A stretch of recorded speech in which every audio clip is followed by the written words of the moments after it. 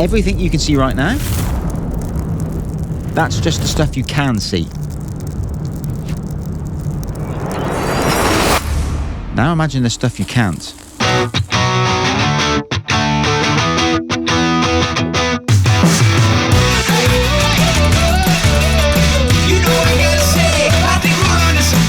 I've got 3D printers always running in the same room as I work in, so I spent 400 quid trying to work out if they're slowly killing me or not. Spoiler, it's not great, but it's not as bad as the internet thinks. So if you stick with me till the end, I'll tell you what is coming out of that thing and whether you should be worried. Let's be honest, when you bought your 3D printer, there was no warning on the box, nothing on the website, and none of the reviews mentioned this. So like most people, I did what most people do. Get out of the box, plug it in next to me, and get printing. And here's the thing, for the first year, it was fine. I was printing PLA, I was printing storage bins, bits of my camera, stuff like that. I didn't give it a second thought. But then I got more serious. Longer prints, multi-material stuff, all 4 spools running at once, ABS for stuff outside, ASA for a client, and this thing can be running 8 to 10 hours a day now. And that thing's about arm's reach from where I work all day and, you know, breathe.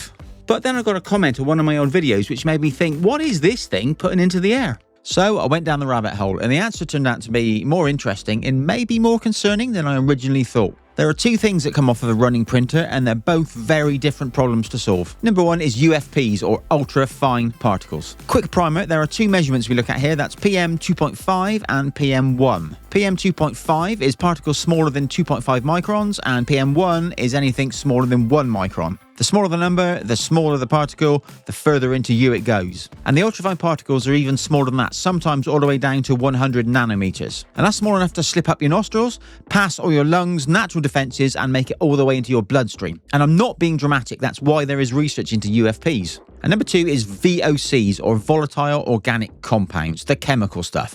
Now, a lot of these are harmless, but some are nasty. Things like formaldehyde and styrene. These have got paperwork attached to them. And we'll get to which filament produces which in a bit. And here's the kicker. FDM printers like these can kick out up to 100 billion particles per hour. And they're so small, your typical air quality meter is not even going to notice them. They're well below PM1. So if your AQI measurement is fine, it might not be measuring the right things and telling you the whole truth. The reason this has slipped under the radar for so many years is because printers like these used to live in workshops, in garages, you know, ventilated, drafty, not really a problem. And now they've become more consumer oriented and they're quieter. You can leave them running inside a house. They're often in your study, your workroom, your bedroom, even your kid's bedroom. I spent a lot of my waking life in this room and that printer is 2 or 3 meters from my desk. Felt like something I should take seriously. But before you bin your printer, context matters a lot. Not all printers are the same, not all filaments are the same, not all rooms are the same. And the honest answer to should I worry about all this is, it depends. So let's break it down, starting with what you're actually printing. Not all filaments are created equal, so let's start with a league table, best to worst. Let's start with PLA then. It's marketed as the safe one, and it mostly is, but it does give off formaldehyde. Yet that is the same thing as they preserve dead bodies with. It's only a tiny dose, but it's not zero. Next up, PETG or PETG. Low emissions on this one. If you're worried about things, this is your friend. And then there's TPU. Moderate, really. It releases some unusual siloxane compounds, worth knowing about, not worth losing sleep over. And then we come to nylon. It off-gases some nasty stuff I can't pronounce, bit of an irritant, open a window. And then there's ABS. It's that smell, and that smell coming off of it is styrene, which is possibly carcinogenic. It's not confirmed. I'm not taking any chances with that one. Then we've got polycarbonate. It releases BPA. This is a nasty one. Don't mess around. Carbon and glass fibre filled ones. Not only have you got your ultrafine particles here, you've also got fibre in the mix, so don't mess around with those. And if you're going to sand it, for God's sakes, wear a mask. I'm not joking on that one. Let me know down in the comments what your filament of choice is. Are we all on PLA and PETG, or we got people in here doing the spicier stuff? So how do we mitigate this? How do we make things a bit more palatable? Well, I've got 4 suggestions for you, and I'm going to list them all off in order of effectiveness. So first up is an enclosure in your printer. You're containing the problem at the source. And if you've got an X1C like I've got, you haven't had to spend a penny. Except for the price of the X1C. Now this thing is the Bento Box. It's a community-designed air scrubber, originally an open-source design from Through the Frame on printables. I 3D printed my parts, obviously, but I bought all the hardware parts from a UK Etsy seller. And honestly, I think that's the easiest way to do it. Well, that way you get the right screws, the right fans, the right power supply, even the right magnets. And then all you need to do is source the remaining 2 bits, which is a H13 HEPA filter and some acid-free activated charcoal. The charcoal drops into this magazine. This magazine drops into the holder. It then becomes part of the stack, and that stacks with the HEPA filter section. And underneath it all, at the bottom of the stack, are 2 powerful servo fans that pull the air through. The air enters at the top and gets blown out the bottom, and it keeps cycling around inside your chamber.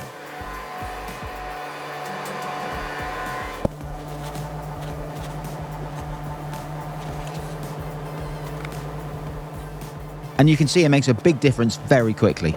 And another thing I replaced is the included filter with the X1C. Out of the factory it's just carbon, but with this 3D printed model you can add another HEPA filter to this. So now it's 2 stages. It's got the HEPA filter for the ultrafine particles and the activated charcoal as the chemical sponge. And next up is this thing, the Blue Air 3250i air purifier. The main reason I have this is because, as well as the X1C, I've got an A1 Mini, a non-chambered printer. So anything that puts into the air comes straight out. There's no chamber slowing it down there. But the Blue Air will also catch anything that comes out of the X1 when I open the door. It uses what Blue Air call HEPA silent technology. So it's got a mechanical paper filter in there, but it's also electrostatic. So it captures 99.97% of particles down to 0.1 microns. That's 100 nanometers.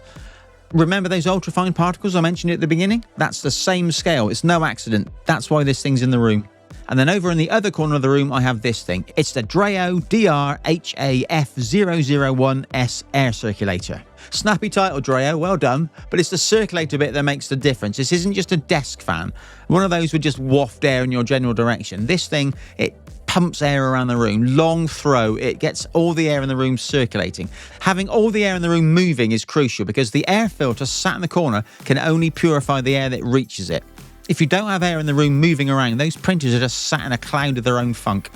The filter is only as good as the air you deliver to it. And then finally, sat on the wall is my Air Gradient 1 air quality monitor. It quietly logs PM1, PM2.5, VOCs and CO2 emissions, and I use it as a sanity check. Every time I install a new piece of kit, I go and look at the numbers. If the numbers don't improve, that bit of kit's not working and it hasn't earned its place. This is a small room, it's going. So let's talk results. Has what I've done made the slightest difference? Long story short, yes. And the biggest single impact was the bento box and replacing the filter in the X1. And the biggest surprise was just a £15 fan put in the window. That changed the whole room numbers massively, very quickly, far quicker than anything else I've used. And as expected, the stock Bambu filter did basically nothing. I won't bore you with graphs, I'm not running a lab here, but I just wanted to know if the changes I were making was making a difference. And the bottom line is yes, but not equally. So spend on the bento box and a cheap fan before anything else. All right then, serious voice time. How worried should you be? Honest answer, moderately, not dramatically. Now, the research is real, but this is chronic low-level exposure here. We're not talking acute poisoning. You're not going to print a Benchy and then keel over. But anybody printing PLA a few times a week on a chambered printer in an average-sized room with a window open doesn't need to worry particularly. Yes, it does give off formaldehyde, but you'll get a much bigger dose by sleeping in a room full of new IKEA flat-pack wardrobes. All right, you're in a rush. You skip straight to the end to see what the takeaways were, so here we go.